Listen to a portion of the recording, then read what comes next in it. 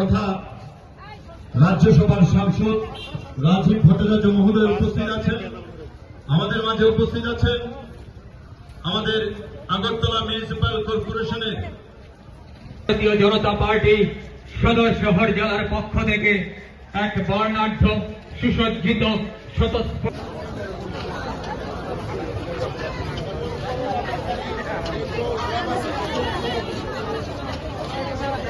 নমস্কার, সব নমস্কার, আমরা পাওয়ার জন্য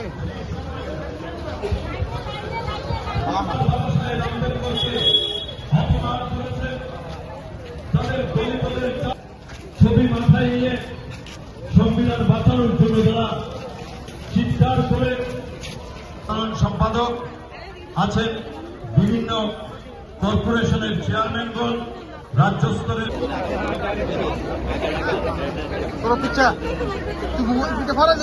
ভারতীয় জনতা পার্টির পক্ষ থেকে আজ সংবিধান গৌরব দিবস উপলক্ষে এক সংবিধান রয়েছে, সেখানে এই সংবিধানকে পাল্টে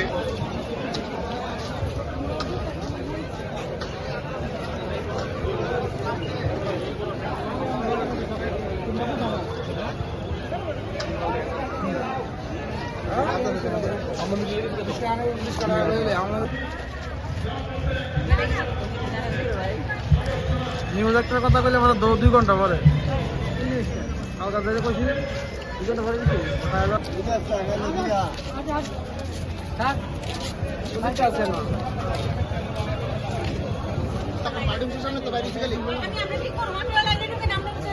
আমরা পাওয়ার জন্য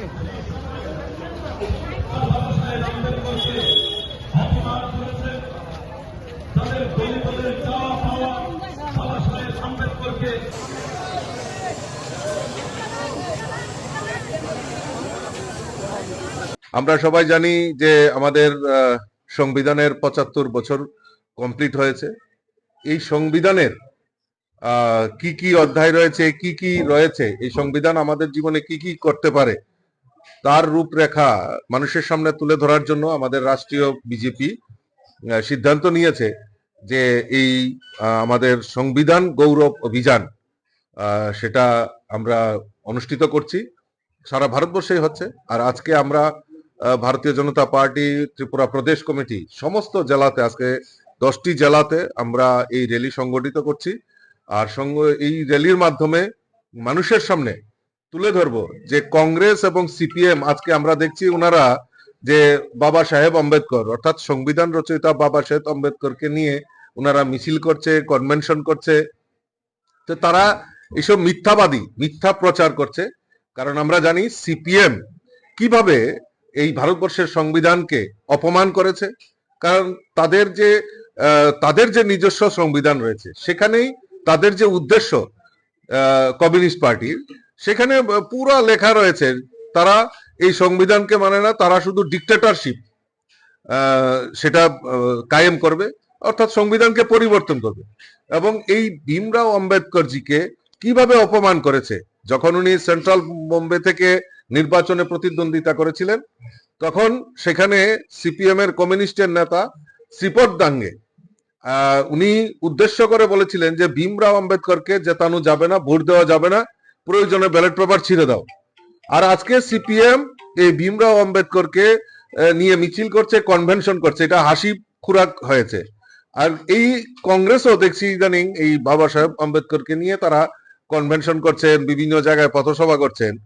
তো এই বাবা সাহেব আম্বেদকরকে ইন্দিরা গান্ধী হোক, জওহরলাল নেহরু, রাজীব গান্ধী কিভাবে অপমান করেছে সেটা মানুষের ইতিহাস আমাদের কাছে রয়েছে।